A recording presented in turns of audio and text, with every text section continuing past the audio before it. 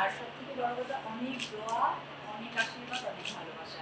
আর এগিয়ে যাও, এটাই থাকবে তোমার জন্য সব সময় অন্তর থেকে। আসলে বই লেখার ব্যাপারটা কিছুদিন আগেও একটা ট্রেন্ড হয়ে গিয়েছিল যে আমাকে লিখতেই হবে, ফেব্রুয়ারি মাসে বই মেলাতে আমার একটা বই আসতে হবে।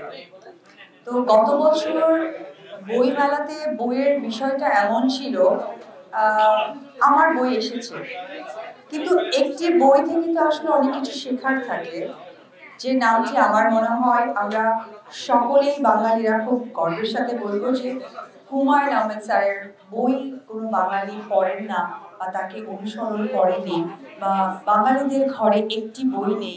হুমায়ুন আহমেদ স্যারের বই আমরা বাঙালিরা মানে ঘরে লালন করি। বই লিখছে, কে লিখছে, কেন লিখছে, আসলে বইয়ের মধ্যেই তো আমাদের জ্ঞানের বিষয়টা থাকে, জানার বিষয় থাকে। অনেকেই আছে যে বই পড়তেই ভালোবাসেন, অনেকেই আছে যে বই থেকে অনেক কিছু জ্ঞান নেন, অনেক সত্য, অপ্রিয় সত্য এবং অনেক কিছু। তো আমি নুসরাতের সাথে আমার দীর্ঘ ১.৫ বছর হচ্ছে পথ চলা। আপনারা এর আগে হয়তোবা খুব একটা দেখেননি। সেই ২ বছরে আমি দেখেছি যে একটা মানুষ কতটা পরিশ্রমী হতে পারে। আমি যদি ব্যক্তি জীবন নিয়ে নুসরাতকে বলি, আমার মনে হয় যে ইন্ডাস্ট্রিতে কাজ করার কোনো প্রয়োজন নেই। তবে এই মেয়েটার না আসলে সত্যি কথা বলতে গেলে তার শ্বশুরবাড়ি বা বাবার বাড়ির এই জায়গা থেকে প্রয়োজনটা নেই।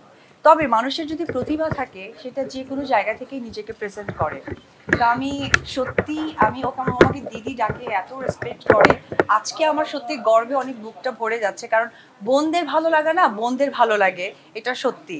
তো এই রুহি, এটা ও যখন পিকচারাইজ করেছে আপনারা দেখবেন, পাশাপাশি বই লিখেছে এবং বইমেলায় আসবে। আমার আশাও আছে যে বইমেলাতে আমি যাব ওর স্টলে, একটা অথেন্টিক বই, এবং আমি মন থেকে ওর জন্য অনেক অনেক বেশি দোয়া করি, প্রে করি ওর লক্ষ্যে যেন ও এগিয়ে যায়। সবাই আপনারা যারা আছেন, আপনাদের অনেক ছোট, আপনারাও ক্যামেরার পেছনের মানুষ, আপনাদের হয়তো বা বলার জায়গাটা থাকে না, তবে ভাষাটা থাকে মনের। আমিও চাইবো যে আপনারা সকলেই ওর এই কাভারেজটা খুব সঠিকভাবে পৌঁছে দিবেন দর্শকদের কাছে, এবং মন থেকে দোয়া করবেন ও যেন ওর লক্ষ্যে পৌঁছে যেতে পারে।